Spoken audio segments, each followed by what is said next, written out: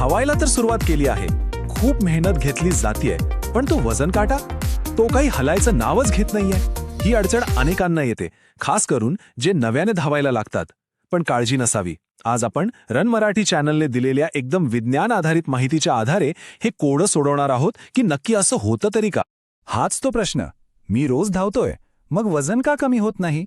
आणि खरं सांगायचं तर हाच तो प्रश्न आहे जो कित्येकांना इतकं निराश करतो की त्यांचा धावण्याचा प्रवास पुढे जातच नाही. चला याच प्रश्नाचं उत्तर शोधूया. हे बघा, चित्र अगदी स्पष्ट आहे.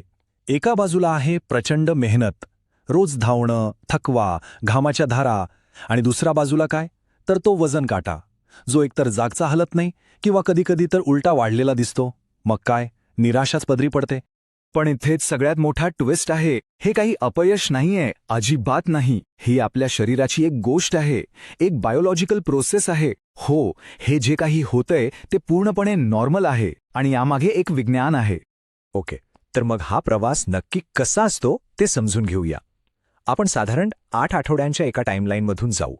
पहिला आठवडा आहे वास्तवाचा टप्पा. त्यानंतर 2 ते 4 आठवडे म्हणजे एन्स कमी होण्याचा टप्पा. आणि मग 6 ते 8 आठवड्यात येतो दृश्य बदलांचा टप्पा. चला एक एक करून बघूया. ठीक आहे, तर सुरुवात करूया अगदी पहिल्या आठवड्यापासून. याला आपण म्हणूया जैविक वास्तव. बघूया शरीरात आतमध्ये नक्की काय घडामोडी सुरू असतात. तर वजन काटा न हलण्यामागचं सगळ्यात मोठं कारण आहे वॉटर रिटेन्शन. आता हे काय आहे? सोप्या भाषेत सांगायचं तर जेव्हा आपण नव्याने धावायला सुरुवात करतो तेव्हा आपल्या स्नायूंना लहान लहान सूक्ष्म इजा होतात. पण या इजा बऱ्या करण्यासाठी आपलं शरीर त्या जागी पाणी साठवून ठेवतं आणि म्हणूनच वजन कमी होण्याऐवजी तेवढंच राहतं किंवा थोडंसं वाढलेलं दिसतं. म्हणजेच काय, तर पहिल्या आठवड्यात वजन न घटणं हे अपयशाचं लक्षण नाहीये. उलट हे एक चिन्ह आहे की आपलं शरीर या नवीन व्यायामाशी जुळवून घेतंय, अडॅप्ट करतंय. खरं तर ही एक चांगली गोष्ट आहे. पहिला आठवडा गेला, शरीर आता अडॅप्ट झालंय. आता येतो दुसरा टप्पा, जिथे खरी प्रगती होते, पण ती वजन काट्यावर दिसत नाही. ही आहे छुपी प्रगती. आता बघा, 2 ते 4 आठवड्यात काय होतं. वजन काटा अजूनही आपला हट्टीपणा सोडत नाही. तिथे फारसा फरक दिसत नाही. पण आरशात बघा, कपडे थोडे सैल वाटायला लागतात. शरीराचा आकार हळूहळू बदलायला लागतो. ही आहे खरी प्रगती. आणि एक महत्त्वाचं लक्षण म्हणजे कंबर आणि पोटाच्या आसपासची चरबी थोडी मऊ वाटायला लागते. हे चिन्ह आहे की फॅट लॉसची प्रक्रिया आता खऱ्या अर्थाने सुरू झाली आहे. म्हणूनच या टप्प्याला इंच कमी होण्याचा टप्पा म्हणतात. इथे आकड्यांपेक्षा कपड्यांची फिटिंग जास्त महत्त्वाची ठरते. ओके, तर आत्तापर्यंत छुपी प्रगती होत होती, पण आता वेळ आली आहे त्या टप्प्याची जिथे ही मेहनत सगळ्यांना दिसू लागतीये. हे आहे आपल्या सातत्याचं फळ. 6 ते 8 आठवड्यांनंतर हे बदल दिसायला लागतात. 1. स्टॅमिना जबरदस्त वाढलेला असतो. 2. धावताना श्वास लवकर लागत नाही, कंट्रोलमध्ये असतो. 3. जुने फोटो आणि आत्ताचे फोटो यातला फरक स्पष्ट दिसतो. आणि सगळ्यात भारी म्हणजे 4. आता इतर लोकही विचारायला लागतात, अरे वा, काहीतरी वेगळं दिसतंय. हीच तर खरी पावती असते आपल्या मेहनतीची.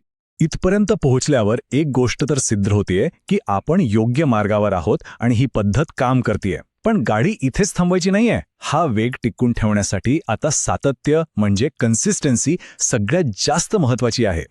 बरं, तर आता आपल्याला सगळी प्रोसेस तर कळली आहे, पण काही सामान्य चुका आहेत ज्या या प्रगतीच्या आड येऊ शकतात.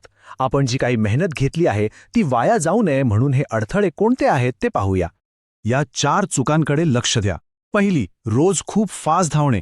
शरीराला रिकव्हरीसाठी वेळच मिळत नाही. 2. पुरेशी विश्रांती न घेणे. 3. खूपच कमी खाणे. आणि 4. जी खूप लोक विसरतात ती म्हणजे पुरेशी आणि चांगली झोप न घेणे. ह्या चुका टाळल्या तरच फॅट लॉसचा प्रवास सुरळीत राहील. तर मग या सगळ्या चर्चेतून आपण काय शिकलो? शरीराची ही प्रक्रिया आणि त्यात लागणारा वेळ समजून घेतल्यावर यशाची व्याख्याच बदलायला हवी.